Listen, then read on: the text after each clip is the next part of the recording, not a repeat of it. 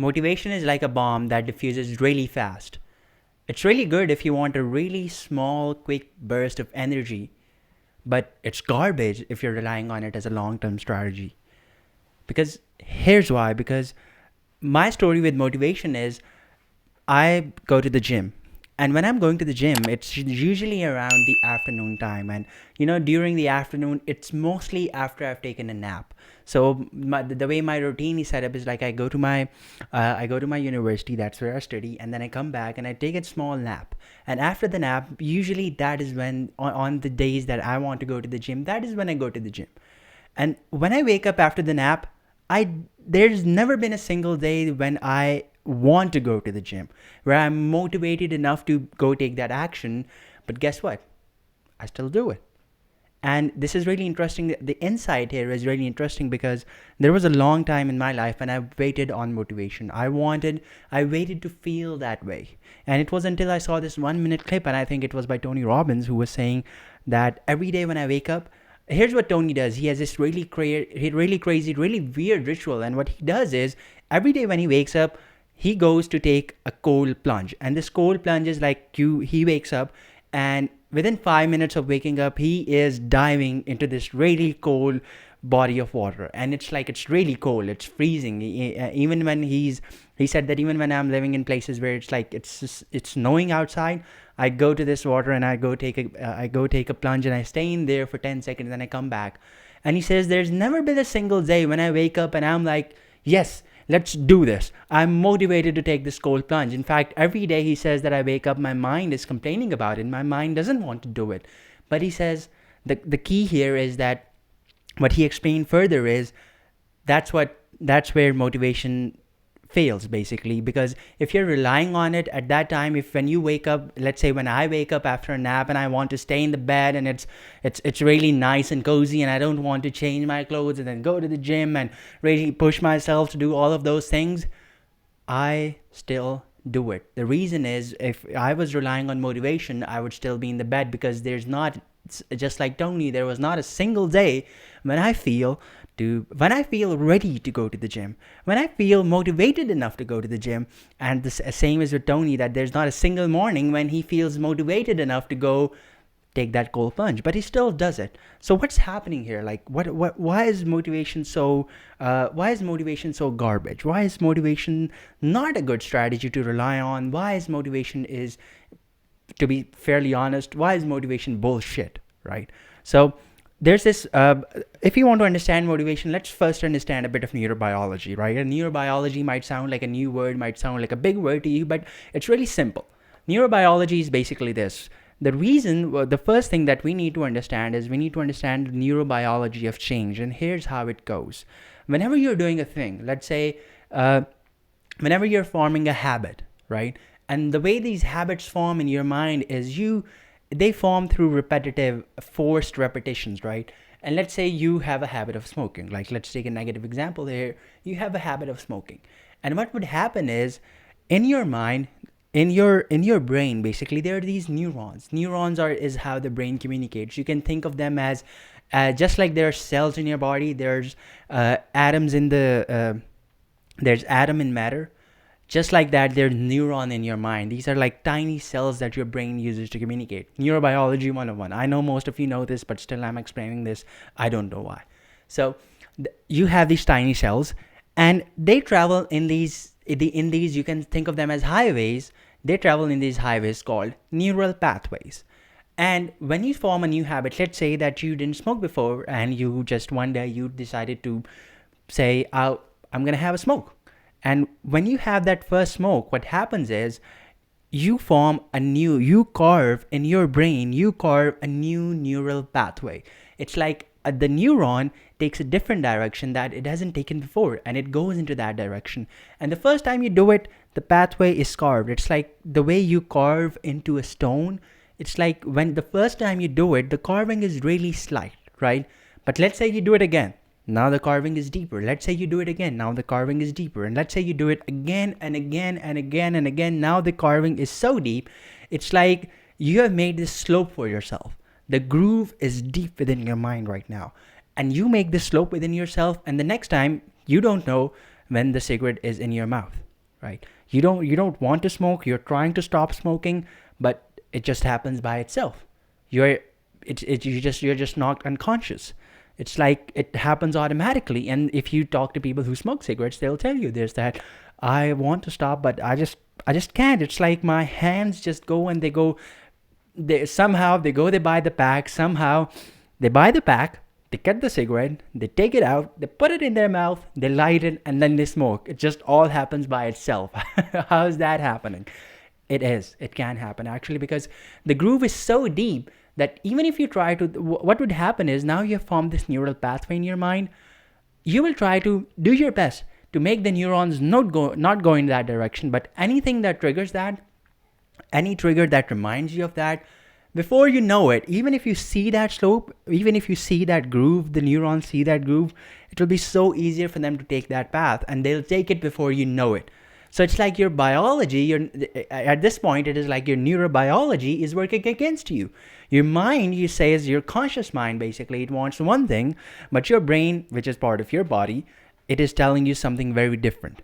And this is where the conflict starts. This is where you see it's very difficult to change, because that's now you have built that groove in your mind, and you have been taking that slope. And by the way, there's some neurobiologists, there's some neurologists, and I feel psychologists as well. Bruce Lipton, I think, said this, that by the time you're 40, most of your brain is programmed. And when we are talking about programming in the brain, it is this: your neural pathways are carved out, and after 40, it's like you're a robot that is living on his life. So you might be thinking, okay, but now let's say you have bad habits, I have bad habits, we all have bad habits. What are we to do with them? First is to understand this. It's really difficult to change, because when you form these neural pathways again, your body is telling you something different. Your body is telling you, your whole body, your entire nervous system is saying, pick up that cigarette. But your mind is telling you something different. And by the way, between your conscious mind and between your body, the more powerful component here is your body, by no question, because it's like it's a completely programmed thing. And by the way, we human beings, we're also programmed creatures. So if you're relying on motivation, like if you watch, and I don't care, no matter at this point, when you form these neural pathways, I don't care how many motivational videos you watch, you are going to pick up that cigarette, because your neural pathway, your neurobiology is telling you something completely different. I don't care what the motivational guy on YouTube tells you, it's not going to work. So with this said, this is the good part about this is, our brains, we discovered this fairly recently, is, I know you might be thinking at this point, like, I have messed it up. What am I to do, right? I have made such bad habits and I want to change them. And no matter how much amount of motivation I gather, no matter how much motivational videos I watch, or no matter how much I pump myself up, or how much seminars or people I listen to, or personal development courses I take, I can't do it. And the reason you can't do it is exactly because of this. And you might be thinking, okay, what should I do then? Thankfully, we found out fairly recently, and by fairly recently, I mean, I think in the last century, we found this out. I think it was during the end of the last century that we found this out, that your brain is a highly neuroplastic organ. And what neuroplasticity means is, this is the neural term, this is the term for it, we call it neuroplasticity. What neuroplasticity means is that your brain is highly plastic. What this means is it can shape, it can mold itself into different ways. The common conception was, you cannot teach an old dog new tricks. But then the thing is, now we are starting to know, and even there's fairly new research on this as well, that you can teach an old dog new trick, but the key is if the old dog is willing to learn new tricks. And so here's my question to you is, like, are you willing to learn new tricks? And if you are willing to learn new tricks, it is very possible. From a neurobiological perspective, it is possible. You can do it. It's because your brain, even though by the age of 40 you have programmed it, or you have molded it into a specific shape, you have carved those neural pathways, you have made those slopes, driven those grooves deeper in your mind, there is a much bigger chance. There's the possibility of changing is still available to you. It's not like it's not off the chart, it's not off the table. You can still do it. But the way is, it requires some work on your side, because you are typically, generally, you are still working against your biology at this point. It does require some work, but it is very possible, and that's what we're going to talk about. Now, if you're relying on motivation now, I we can talk more about change, like how does change happen. And a really quick side note here is when we are talking about the grooves in your mind, one of the way I don't when I'm saying this, please understand that I am not advocating these drugs, but psychedelics are one part of the drugs, one class of drugs for which people say that for which some neurobiologist, I think it was not neurobiologist, some psychologist, I think he said that the grooves, what it does, it levels the groove in your mind. I think it was Dennis or Terence McKenna, someone, I don't actually remember, but it levels the grooves in your mind. So one of the ways to do that is actually drugs, right? Because that's why it's really addictive, because it gives you kind of a, people say that it gave me a new life. It does give you a new life because the patterns, it reverses your programming for some time, though the grooves do come back, the snow does fade away, but it levels that for some time. So if you're looking for a long-term strategy, what are you to do? And really simple, if you want to make a change, if you are generally, I'm doing this video on a request. So I'm doing this podcast, this video on a request. And the question generally was, and there are two ways that we can go right now. One of them is we can talk about change and how does change happen on that level. And the really simple, I'll give you a really, that is the way that we are not going to go. Really simply, change happens when you stop taking that neural pathway. And the reason, why you stop taking that neural pathway is because you find a better reason, you find a stronger reason to not take that pathway. So that said, the second reason that we wanted to do this, I wanted to do this podcast, was because somebody was saying, why can't people come out of their comfort zone? Why are people stuck, right? Why am I unmotivated? Questions like that. So the reason is you're not unmotivated. Again, I'm borrowing from Tony Robbins. He said that people are not unmotivated. People are not lazy. They're just uninspired. And the reason people don't get out of their comfort zone is because of this one of the reasons is this neural pathways. The other is, I feel, let's say that you have nobody, I think, no high achiever, no high performer, no successful person in life started from exactly perfect habits. They had to build them by themselves, right? In fact, most of these people you would see, they started from less than perfect, even less than average habits. They had really negative ones, right? So what happened? Like, how did they build it? And the way they build it is that they find something, just like, how Tony Robbins says that you're not unmotivated, you're not lazy, you're uninspired, is that they find something, exactly the way, this is exactly how change happens.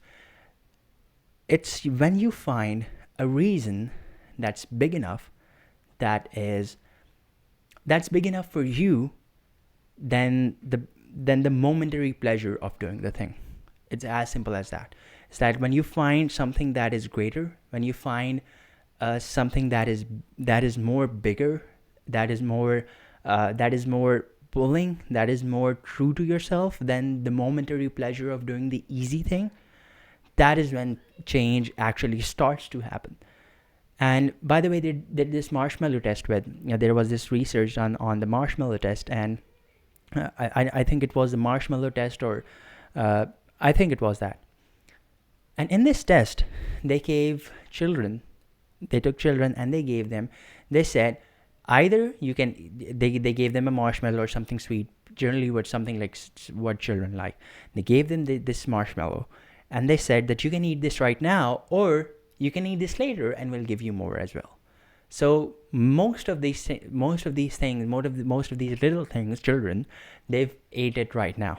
They didn't want to delay it. They didn't want to delay the gratification, because when the marshmallow is in front of you, most of them just decided to go for it. They don't want to have the next thing. And this is generally, most people are like this.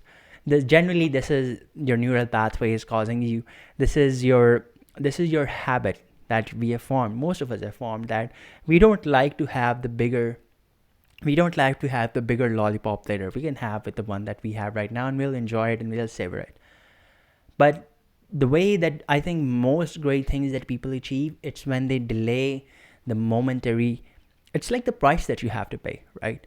And if you want if you want greater health, the price that you have to pay is hours in the gym. The price that you have to pay is sacrificing that sweet dish.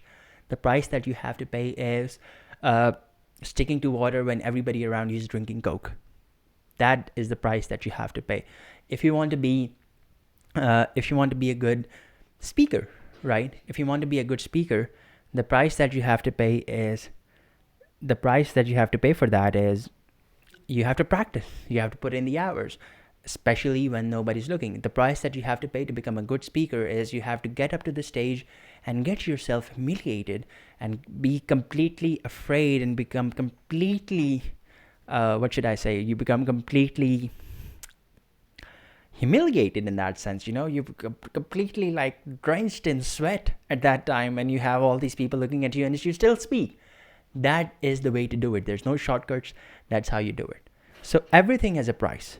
And success in this sense, the price that it has is you have to delay the gratification of the moment. You have to stop. You really have to sacrifice that marshmallow that's in front of you, and that is when you go for and the reason that by default, this is not what we are programmed for. By default, we'll always go for what's in front of us, and we'll never delay our gratification.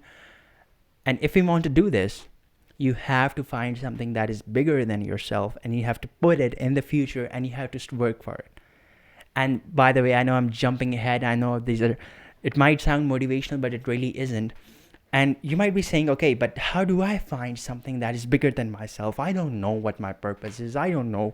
Not even like, you might not even use the word purpose, but you might be thinking like, where do I start? And I think a really good place to start when you're talking about these things is when you're talking about moving out of your comfort zone is finding something that you're curious about. I feel that when you're at this stage, words like purpose, words like meaning in my life, words like success, they're too big words, right? And I think the best place to start is curiosity, because when we think about somebody like Elon Musk, he has a purpose of making humans a multi-planetary species, and great purpose, by the way, Elon. We support you in that. But we think about curiosity, and we think about purpose, and we're like, okay, he has such a big purpose. What is my purpose, right? And the way that Elon found his purpose was not like, I'm sure, I don't know, but I'm sure that it was not like one day he went to sleep, the other day he woke up and he was like, oh, okay, I want to make humans a multi-planetary species. It came to him slowly. And the way that I feel that your purpose comes to you is, and it's not like you have a purpose in your life that will open itself up to you. It's not like that. You can choose one, and you can choose a fairly anyone. And by the way, if you are interested more in meaning and purpose, we did a video on it. You can go watch that as well. So I think purpose actually starts with curiosity, and even before passion, I think passion also starts with curiosity as well. And when we talk about passion, the image that comes in our mind is Picasso in the cathedral, and he's painting really fast. Or we think about Leonardo da Vinci and he's painting the Mona Lisa, and images like that. Or we think about LeBron James dunking the basketball. But actually, curiosity is not like that. Curiosity, in that sense, it's more about the kid who is in the courtyard and he's trying to throw the basketball up. That's what curiosity is. Curiosity is you. Late at night, you don't want to you're not going to sleep for some reason. You're still on your phone because you're watching a video on physics. This was me, by the way, right? You're watching a lecture by Richard Feynman. That is curiosity. That is how, we think about passion or purpose is more like Albert Einstein trying to solve the general relativity problem. Curiosity is more about you watching a video on astrophysics late at night. So I think a great place to start is finding out what your curiosities are. And generally, that is where you start building up your passion, and that is where you start building up your purpose. The way to start is actually start by finding out your curiosity. And by the way, if you want more detail on this exercise, there's a whole free PDF, there's a whole free ebook I have designed, a free guide that I've designed that will help you go from your curiosity to your passion, and from your passion to your purpose. You can get that in the link down below for free. That's my gift to you. So with that said, I feel this is also a very interesting place to talk about the very interesting concept of Maslow's hierarchy of needs, and the concepts of external versus internal motivators. Now, let's first talk about the external and the internal motivators. External motivators are generally, now when we are talking about motivators in this sense, we are talking about the more psychological definition of a motivator. And when we're talking about motivation in psychology, it is a motivator is something that gets you to move. A motivation is a drive. So food is your hunger is a motivator, right? Hunger, or maybe also survival, is a motivator as well. So basically these primal desires also, so these desires are your motivators, and we are talking about in this sense, not the sense of you watch a video of someone you on YouTube yelling at you for 4 hours straight, not that, this. And now when we are talking about this, a really good concept is like some psychologists, they did some really interesting research on external versus internal motivators. And external motivators are motivators like money, for example, right? It's a really good one, and it causes you to move, right? For example, people bear jobs, 9 to 5 jobs that they really hate. They hate, and even if they were given a choice, they would leave that without a question. And you see these people, they're working these jobs, and they'll keep working these jobs for the most part of their life. Why do they do that? It's because they get this thing that is called, in the end, it's called a salary. And there was this quote by Nassim Taleb, and he said that the three most addictive things on this planet are sugar, fat, I think it was carb, proteins, and a monthly salary, something like that. Or it was cigarette, sugar, and a monthly salary. So a monthly salary is highly addictive for the reason it gets you for that. It's an external motivator that keeps motivating you. But what they found out in this research was, up to a certain point, external motivators are really good, in the sense that they will prompt you to do certain things. But there's a point where they lose power over you. And this is where Maslow's hierarchy of needs come in, and where if you know about the Maslow's hierarchy of needs, Maslow defined these hierarchy of needs that everybody has, every human has, and on the top there's self-actualization. On the bottom it starts with safety and security, and then love, relationship, belonging, stuff like that, and it builds up to 7 layers. The 7th one being self-actualization, and below that it's creativity and the need to express ourselves. So when we're talking about this, I feel the time where external motivators, they start to lose their power over you, is when you are above on the hierarchy of needs. You are above the first 2 levels, and the first level is safety and security. The second is I think love and belonging and stuff like that. But when you're above safety and security, in that sense, you have your basic needs met. It means you don't have to worry about where the next meal will come from, or will I get my salary or not. When you have that kind of needs really met, I mean, you're not worrying about money, or you're not worrying about where I'll have my next meal. Then these external motivators, they lose their power over you. And that's where internal motivators come in. And what are these internal motivators that you might talk about? They are the exact things that we are talking about. These are passion. This is your purpose. This is your vision. This is something that basically turns you on, your curiosity as well, and turns you on in the sense that you are highly curious about the thing. You're highly passionate about the thing. And also perseverance as well. I think perseverance, the definition of grit was passion plus perseverance. So all these are internal motivators. And by the way, if you can find your internal motivators, and you can find what makes you passionate, if you can find what makes you curious, you can find what your purpose, what you choose your purpose to be, and you'll find this on that. In order to do that, we have a guided exercise down below. You can download it completely free. When you do that, it's like you almost start to stack your internal motivators on top. And when you try to do that, this is exactly when you find a reason to do the hard thing, and the hard thing is not the hard thing is delaying gratification. The hard thing is letting go of the easy things that you're doing in the present. right? Not taking the neural pathway. And this is when you find a reason to change. And basically, if you find a reason that is strong enough, if you find a reason that is more true to you, if you find a reason that is powerful enough, and by the way, this is where you have to go a bit of, I think this is where you have to go a bit soul searching.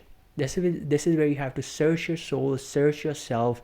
What are the things that motivate me? What are not basically what are the things that motivate me, but what are the things that I'm curious about?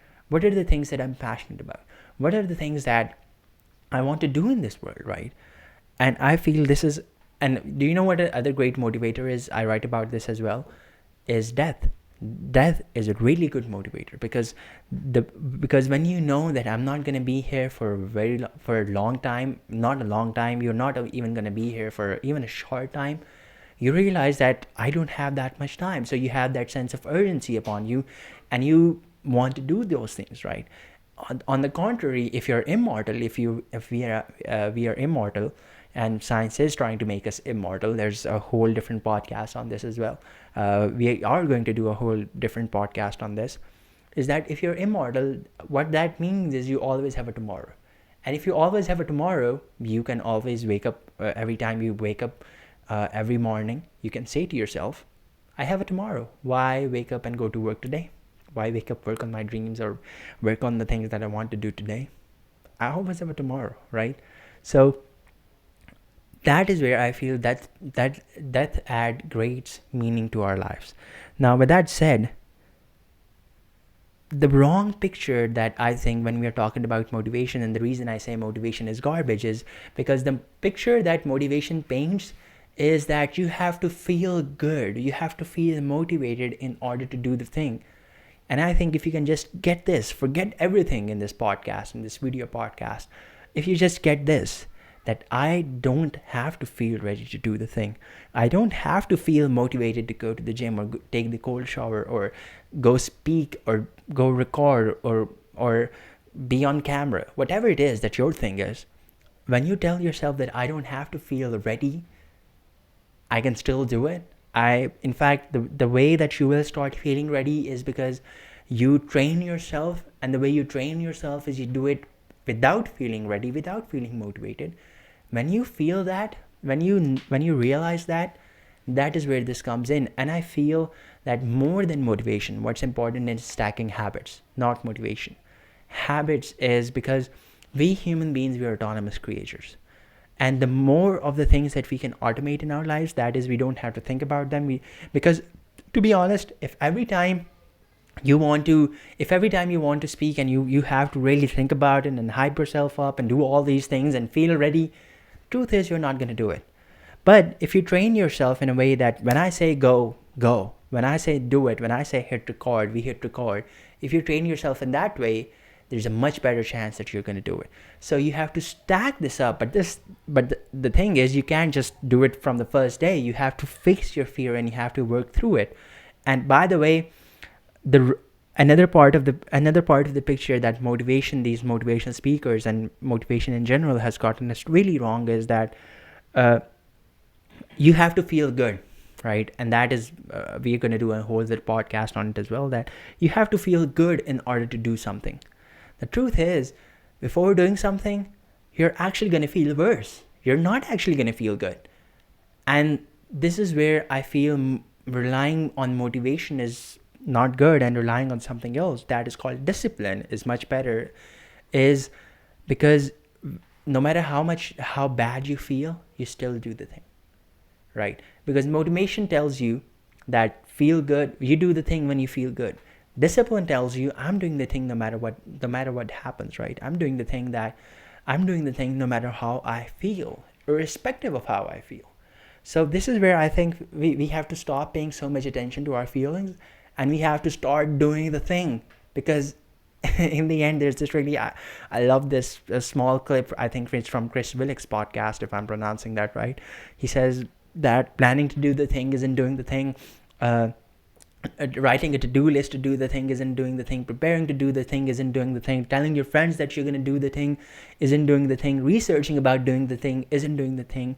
In the end, the only thing that is doing the thing is doing the thing. Do the thing. build the discipline. So with that said, there are such great strategies that if you want to become a better version of yourself, this is what TruthQuest is about. This is what all of my life is about, to be honest. If you want to become a better version of yourself, there are much better strategies than motivation. Discipline, for example, having a growth mindset, for example, emotional self-discipline, for example, finding out your purpose, for example, building habits. All of these things, they're much, much better strategies to rely on than motivation alone. And you're much better off if you don't rely on motivation. In fact, you're much better off if, after watching this video, if you are listening to any motivational speakers, or if you are still relying on motivation, take that, curl it up, throw it in the garbage. Don't want it, don't need it. I'm going to see you in the next podcast. If you have enjoyed watching this video, don't forget to watch this video on my side. It also relates to physics, philosophy, and personal development. And also, don't forget to subscribe. Continue seeking truth and become a truth seeker.